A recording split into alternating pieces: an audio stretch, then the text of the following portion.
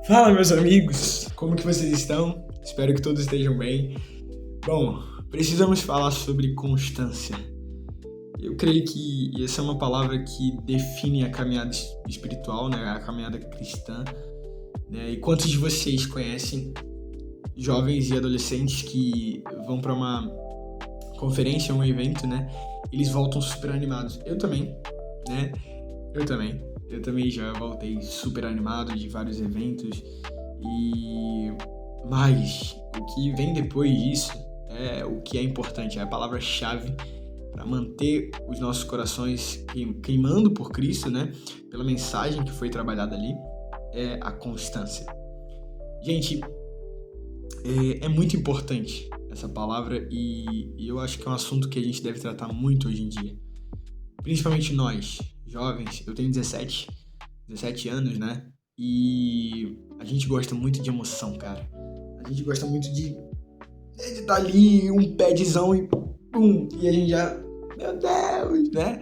A gente gosta, cara, disso, mano. E não existe problema, né? Existe problema a gente resumir a nossa vida cristã inteira em apenas momentos como esse, de conferência, de escolas, de capacitação.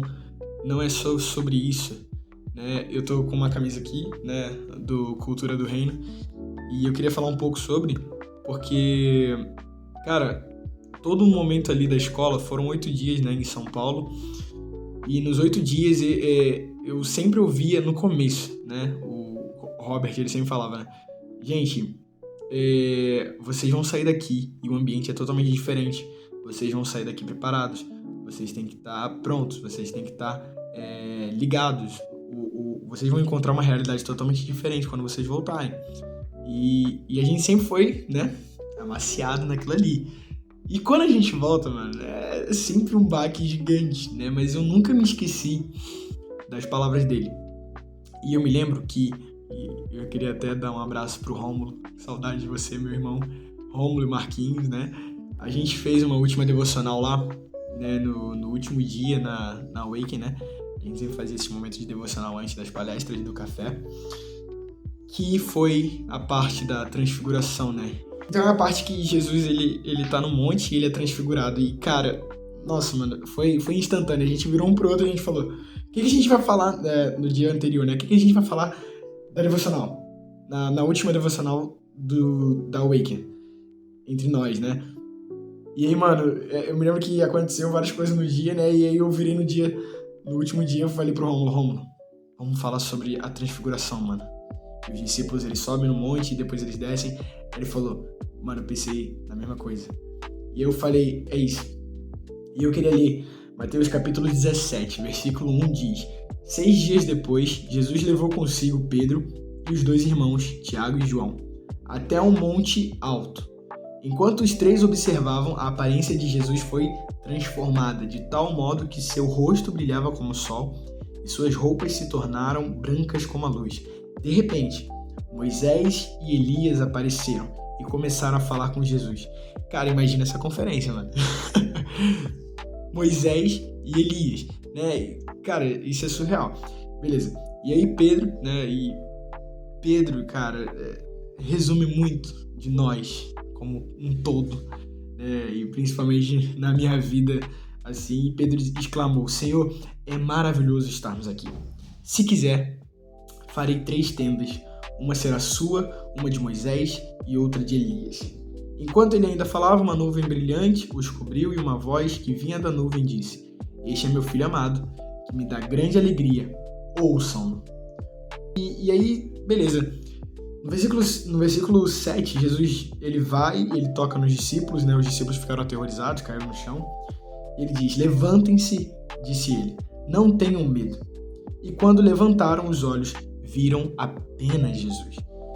E corta para o verso 14, que diz, isso quando eles já desceram. Ao pé do monte, uma grande multidão os esperava. Sabe, eu fico imaginando, a gente falou isso na devocional, né?